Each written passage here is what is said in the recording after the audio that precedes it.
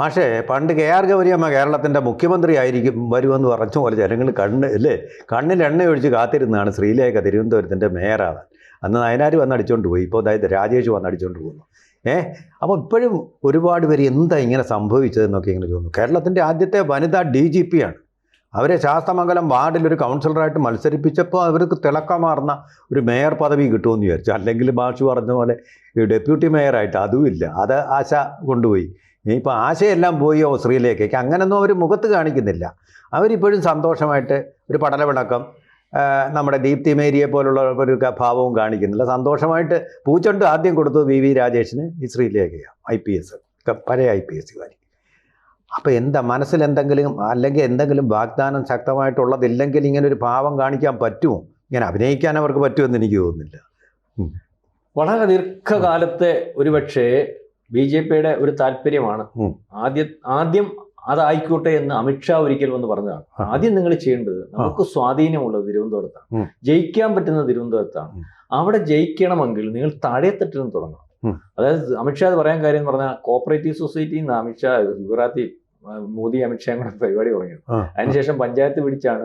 ഇനി ഒരു കാലത്തും ആർക്കും എത്തി നോക്കാൻ പറ്റാത്ത അവസ്ഥയിലേക്ക് BJP ഇപ്പൊ എത്തിച്ചിരിക്കുന്ന രണ്ട് നേതാക്കൾ. അവരെ പറഞ്ഞു, നിങ്ങൾ ഇതിനകത്ത് വിചാരിക്കേണ്ട കാര്യമില്ല. ജനത്തിനിടയിൽ താല്പര്യമുള്ള പൊതുജന സമ്മതനായിട്ടുള്ള നമ്മുടെ BJPക്കാരായിട്ടുള്ള ആൾക്കാരെ അതായത് കോർപ്പറേഷനെ മത്സരിപ്പിക്കും.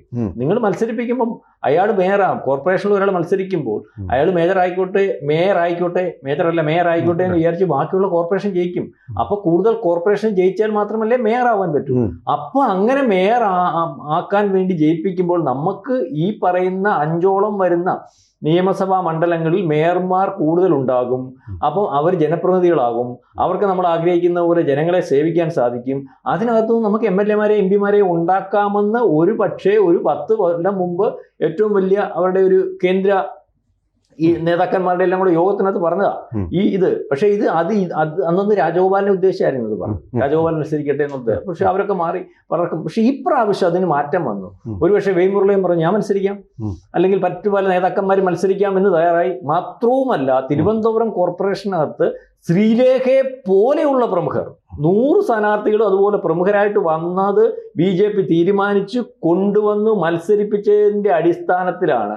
ഇതാണ് ജനങ്ങളെ സേവിക്കാൻ പ്രാപ്തരായിട്ടുള്ളവർ, ജനങ്ങളുടെ മനസ്സിലുള്ളവർ, ജനങ്ങൾക്ക് ഇവർ കഴിവുള്ളവരാണ് തോന്നിക്കുന്നവർ എന്നുള്ള സ്ഥാനാർത്ഥി ലിസ്റ്റ് കൊണ്ടുവന്നു. അതുകൊണ്ടാണ് ശബരിനാഥനെയൊക്കെ കോൺഗ്രസ് കൊണ്ടുവരേണ്ടി വന്നത്. അല്ലെങ്കിൽ CPM-ന് ഞങ്ങളങ്ങ് തീരുമാനിക്കും, അല്ലെ ഇന്നാളിൽ മത്സരിച്ചാൽ മതി. ആര്യരാജനെ പോലുള്ള ഈ പീക്രീം മുക്കള പിഴിഞ്ഞാൽ കളയാൻ പറ്റുന്ന പിള്ളേരെ കൊണ്ടുവന്ന് മത്സരിപ്പിച്ചില്ല കഴിഞ്ഞ പ്രാവശ്യം. അലങ്കാരത്തിനും അഹങ്കാരത്തിനും കൈയും കാലും വെച്ചാണ്. ഇപ്രാവശ്യം CPM-ന് പോലും സ്ഥാനാർത്ഥി തീരുമാനിക്കുന്നതിനകത്ത് ഒത്തിരി വട്ടം ആലോചിക്കേണ്ടി വന്നു. അപ്പൊ അങ്ങനത്തെ ഒരു വന്നു. BJP വിചാരിച്ച കാര്യം നടന്നു. ഒരുപക്ഷെ അമിത്ഷായുടെ ആ താല്പര്യം സാധിക്കുന്നതിന് വേണ്ടി RCക്ക് കഴിഞ്ഞു. അവിടെ 50ഓളം സീറ്റ് കിട്ടി. അന്നേരം പിന്നെ ഇവിടെ BJP എപ്പോഴും ഞെട്ടിക്കുന്ന പാർട്ടിയാണ്. നമ്മൾ പലപ്പോഴും കണ്ടിട്ടുണ്ട്. ഡൽഹിയിൽ ഞെട്ടിച്ചു, അതിന് മുമ്പ് UP-യിൽ ഞെട്ടിച്ചു. അത് മാഷ് ഇന്നലെ പറഞ്ഞതേ ഉള്ളൂ, ഞെട്ടിക്കുന്ന UP-യിൽ ഞെട്ടിച്ചു. UP-യിൽ ഒരു മാസം ഭൂരിപക്ഷം 3-2 ഭൂരിപക്ഷം വന്നിട്ട് നിന്നപ്പം UP-യിൽ ആരാടാ മുഖ്യമന്ത്രി, ഇന്ന് ചോദിച്ചുകൊണ്ടിരുന്നപ്പോൾ ഒരു പ്രശ്നം പറയാം, യോഗിയാ മുഖ്യമന്ത്രി എന്ന് BJP തീരുമാനിച്ചു. ഇവിടെ പലരും ഈ കാവ്യ കൊടുത്തവരുമൊക്കെ ഇയാളെ കൊണ്ട് ഇതൊക്കെ നടക്കുമോ? അവസാനം യോഗിയെ കൊണ്ടേ നടക്കത്തുള്ളൂ എന്നുള്ള രീതിയിൽ ഇപ്പോൾ ആൾക്കാർ ചർച്ച ചെയ്യുന്നുണ്ടോ? യോഗി ആദ്യം, അത് കഴിഞ്ഞിട്ട് ബാക്കിയുള്ളവരുടെ ചർച്ച.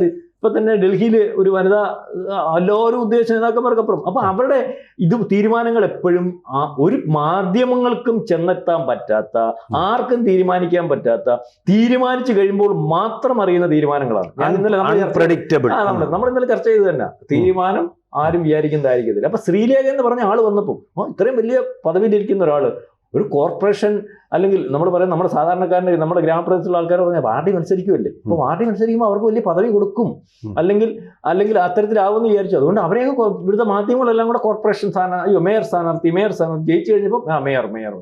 അപ്പോൾ അവിടെ RC പറഞ്ഞു അവിടെ ഇല്ല, തീരുമാനം പറയാം, ഞങ്ങൾ ആലോചിച്ച് വെച്ചിട്ടുണ്ട്, ആവശ്യമുള്ള സമയം പറയും. പക്ഷേ അല്ലല്ലോ, ഞാനിപ്പോൾ വേറൊരു വാക്ക് കേൾക്കുന്നത് K. സുരേന്ദ്രൻ്റെ ആളായിരുന്നു VV രാജേഷ് എന്നാണ് ഞാൻ കേട്ടിട്ടുള്ളത്. അപ്പോൾ K. സുരേന്ദ്രൻ്റെ അതുപോലെ തന്നെ V. മുരളീധരൻ്റെ സമ്മർദ്ദ ഫലമായിട്ടാണെന്നൊരു ശ്രുതി വരും. അല്ല, അതിപ്പോൾ മാധ്യമങ്ങൾക്ക് എന്തും വേണ്ടി പറയാമല്ലോ. കാരണം അത് ഒരു പാർട്ടിയുടെ, കാരണം CPM പോലെ പാർട്ടിക്കകത്താണെങ്കിൽ മത്സരിക്കുമ്പോൾ തന്നെ അറിയാം അധികാരത്തിൽ വന്നാൽ ആര് ജയിച്ചാൽ ആര് അതിൻ്റെ തലപ്പത്ത് വരും. കാരണം പാർട്ടിക്കകത്ത് ഉത്തരവാദിത്തപ്പെട്ട മേളിൽ പോസ്റ്റ് ഇരിക്കുന്ന ഇപ്പോൾ ജില്ലാ കമ്മിറ്റി ഉള്ളവരാൾ മത്സരിക്കുന്നുണ്ടെങ്കിൽ ആ പഞ്ചായത്ത് കിട്ടുകയാണെന്ന് വെച്ചു CPM ജില്ലാ കമ്മിറ്റി ഇരിക്കുന്ന ആൾ തന്നെ ആയിരിക്കും പ്രസിഡന്റ്. അതിനകത്ത് വേറെ തീരുമാനമൊന്നുമില്ല. അങ്ങനെ അവരുടെ തീരുമാനം. ഇതിനകത്തും ഇപ്പോഴത്തെ തീരുമാനം BJPയുടെ എൻ്റെ അഭിപ്രായത്തിൽ ഗ്രൂപ്പോ അല്ലെങ്കിൽ മറ്റേതെങ്കിലുമോ അതൊക്കെ നാളെ കാലത്ത് മാറ്റിവെച്ച് മുന്നോട്ട് പോയാൽ BJPക്ക് വളരെ മുന്നേറ്റം നടത്താൻ പറ്റും. BJPക്ക് അകത്ത പ്രശ്നം മുന്നേറ്റത്തിന്റെ പുറകോട്ടുള്ള നടത്തേക്ക് ഒരു കാരണം ഇദ്ദേഹം പറഞ്ഞത് തന്നെ, അല്ലെങ്കിൽ ഇപ്പൊ മാധ്യമം പറയുന്നത് തന്നെ ഇന്നാളുടെ ആള് ആൾക്കാരങ്ങ് വന്നിട്ട് നിന്നാ മതി, പാർട്ടി സംവിധാനം അല്ലെങ്കിൽ ജനത്തിന്റെ ഇടയിൽ ജയിക്കുന്ന ആളൊന്നും വേണ്ട, ജയിക്കുവാണെങ്കിൽ ഞങ്ങളുടെ ആൾ ജയിച്ചാൽ മതി. ആ ഒരു തീരുമാനത്തിന്റെ പുറകിലെ BJP കുറച്ചെങ്കിലും പുറകോട്ട് നിൽക്കുന്നത്. ജനം ഏറ്റെടുത്തിട്ടുണ്ട് BJPയെ. അപ്പൊ അതിനനുസരിച്ച് താല്പര്യം അനുസരിച്ചുള്ള സ്ഥാനാർത്ഥികളെ നിർത്തി കൊടുത്താൽ ജനം BJP എത്തിക്കൊണ്ടുവരും. അപ്പം ഇപ്പൊ ഇതിന്റെ കാര്യം പറയാം. ഇപ്പൊ VV രാജേഷ് ആവട്ടെ, ജനറൽ സീറ്റ് അല്ലേ, ആ VV രാജേഷ് ആവട്ടെ. അപ്പം അതിനകത്ത് നമ്മളെല്ലാം വിചാരിച്ചു ഡെപ്യൂട്ടി സ്പീക്കറായിട്ട് ശ്രീലേഖ വരും. ഡെപ്യൂട്ടി മേയറായിട്ട് വരും. ഡെപ്യൂട്ടി മേയറും ആയില്ല. അപ്പൊ അവരെ ഇപ്പം ശ്രീലേഖ ഒന്നും ആയില്ലല്ലോ. അപ്പൊ ആ രീതിയിലേക്കുള്ള പക്ഷേ ശ്രീലേഖയ്ക്ക് വലിയ പദവിയിലേക്ക് ശ്രീലേഖ വരാൻ പോവുകയാണ്. നാളെ കാലത്തെ നമ്മൾ ഉദ്ദേശിച്ചതുപോലെ BJP ഉദ്ദേശിക്കുന്നത് തിരുവനന്തപുരത്ത് BJPക്ക് കൃത്യമായ പാർട്ടി സ്വാധീനവും അല്ലെങ്കിൽ BJPക്ക് വ്യക്തമായ സ്വാധീനവും ഉണ്ട്.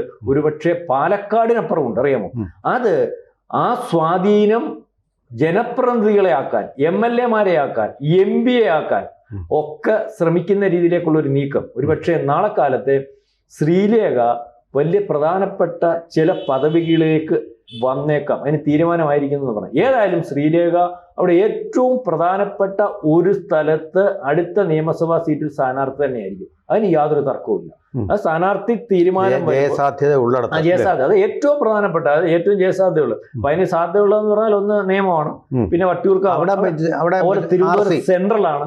RC നേരത്തെ പറഞ്ഞിരിക്കുന്ന ഇതിനൊക്കെ മാറ്റം വന്നൂടെ? അല്ല, മാറ്റം വന്നൂടെ?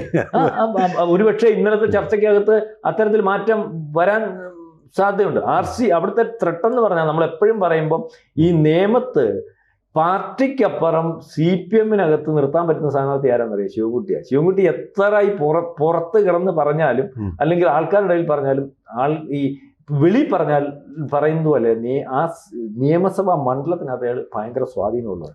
അതെന്ന് വെച്ചാൽ അവിടെ വരുമ്പം ശിവൻകുട്ടിയാണെങ്കിൽ ചിലപ്പോൾ ഒരുപക്ഷെ BJP അനുഭാവിയായിട്ടുള്ളവരും വിചാരിക്കും ശിവൻകുട്ടിയല്ലേ, നമുക്കൊരു കാര്യം പറഞ്ഞാൽ അല്ലെ, നമ്മുടെ പല കാര്യങ്ങളും പറഞ്ഞപ്പോൾ പാർട്ടിക്ക് അപ്പുറം നമ്മുടെ കൂടെ വന്നിട്ടുള്ളത്. അതാണ് അവിടുത്തെ CPM-ന്റെ ഒരു വിജയം.